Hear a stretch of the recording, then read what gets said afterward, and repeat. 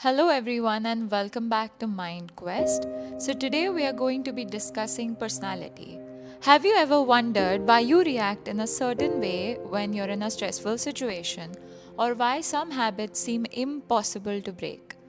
Is your personality something you're just born with, or can you actually change it? Today, we are going to dive deep into the psychology of personality, the invisible blueprint that shapes your thoughts, feelings, and behaviors, and will explore how subconscious programming creates our patterns, and more importantly, how we can reprogram them. So, let's start with delving a little bit deeper into what is personality.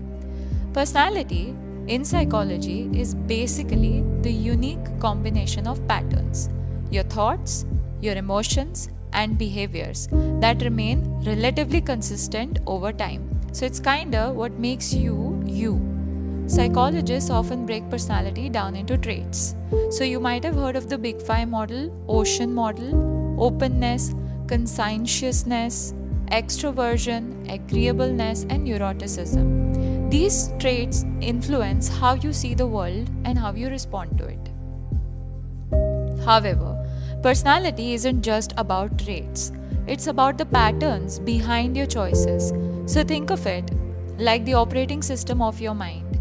Just like a phone runs on iOS or Android, your personality is the mental software that determines how you process life.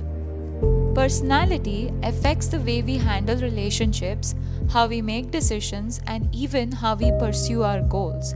So, for example, someone high in conscientiousness might naturally be organized, structured, and disciplined. That shapes their behavior. They likely stick to deadlines, plan their future, and be reliable. On the flip side, someone who has high openness scores might be spontaneous, creative, and more comfortable with uncertainty. So, the important thing to understand here is that personality acts like a filter. It's the lens through which we interpret every situation. So, two people can experience the same event, but they'll react completely differently in different ways because their personality traits and their past experiences and their mental programming are different. Now, here's where it gets a little more fascinating.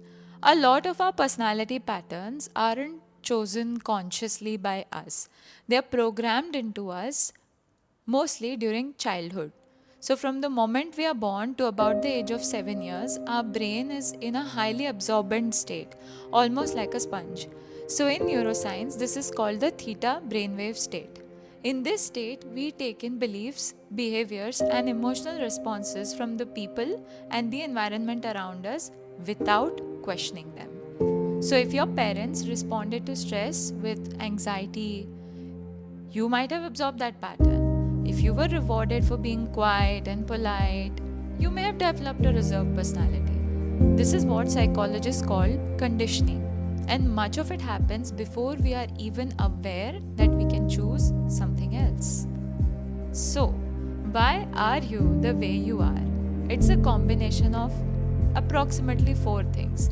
Maybe more, you can think about it and let me know in the comments. But basically, it revolves around genetics, early experiences, repeated patterns, and self identity.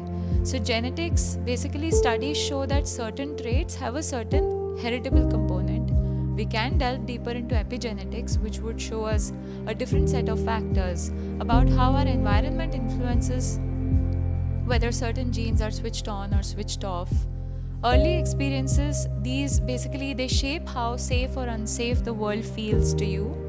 Repeated patterns are habits and emotional responses you've practiced over years. Whereas self-identity is the story you tell yourself about who you are. It's your self-concept. So, here it's important to note that even though some of these influences seem kind of set in stone, your brain has neuroplasticity. That means it can rewire itself, which leads us to the most exciting part. The myth here is I am just like this and I can never change. But the truth is, your core temperament might stay relatively stable. Your habits, emotional responses, and self image, however, can be reshaped. So, how can you do this? Again, 4 steps. Self awareness is the first step, it's noticing your patterns using techniques like journaling, therapy, or even personality tests. These can help you spot the behaviors you've been running on autopilot. Next is reprogramming your subconscious. This can be done through affirmations, visualizations, hypnosis, or consistent new habits that teach your brain to respond differently. Exposure to new experiences. So, when you push yourself into unfamiliar situations, you train your mind to adapt. Mindfulness and meditation. These practices help interrupt old reactive patterns, giving you space to maybe choose differently.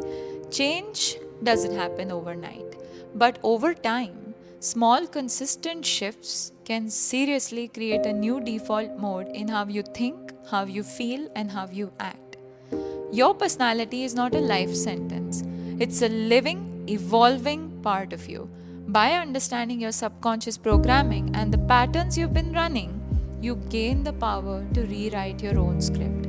So the next time you catch yourself saying, "That's just who I am," maybe pause and take a moment to remember you are not just your past programming. You are a work in progress who's capable of growth, capable of transformation, and capable of becoming the version of yourself you've always imagined.